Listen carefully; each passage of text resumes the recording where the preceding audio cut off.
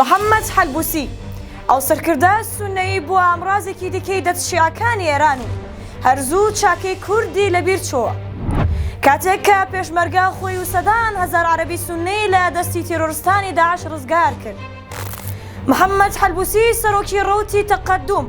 بۆ واژووی ئێرانیەکان هێرشەکانی بۆ سەرهێزەکانی پێشمەرگە و کورد شەڕ کردوتەوە و بە ڕوونی دژایەتیەکانی خۆی با پێدانی چەک بە پێشمەرگە ئاشکرا دەکات کە هەر پێشمەرگە بوو کە خودی حەلبوسی و سەدان هەزار سوننی شارەکانی دیکەی سونەنشینی ڕزگار کرد. حەلبوسی ماوەی هەفتەیەکە خۆی و ئەندامانی ڕەوتەکەی بە ئاشکرا دژایەتی خۆیان بۆ پڕچەکردنی هێزەکانی پێشمەرگە دەردەبڕن، ئەمەش بە بیانووی بەکارهێنانی چەکەکانی هاوپەیمانان و لە ململانەیە ناوخۆیەکان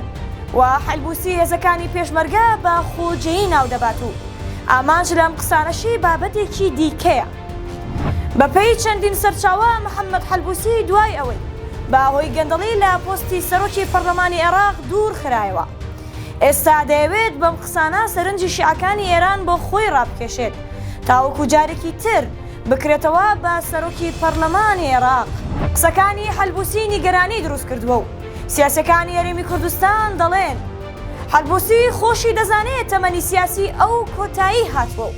لە دوانەکانی هیچ لە بابەتەکە ناگۆڕێت و هەر وەکو بڵقی سەر ئاوان،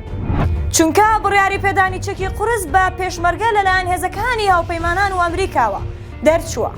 نەک شیعەکانی ئێران،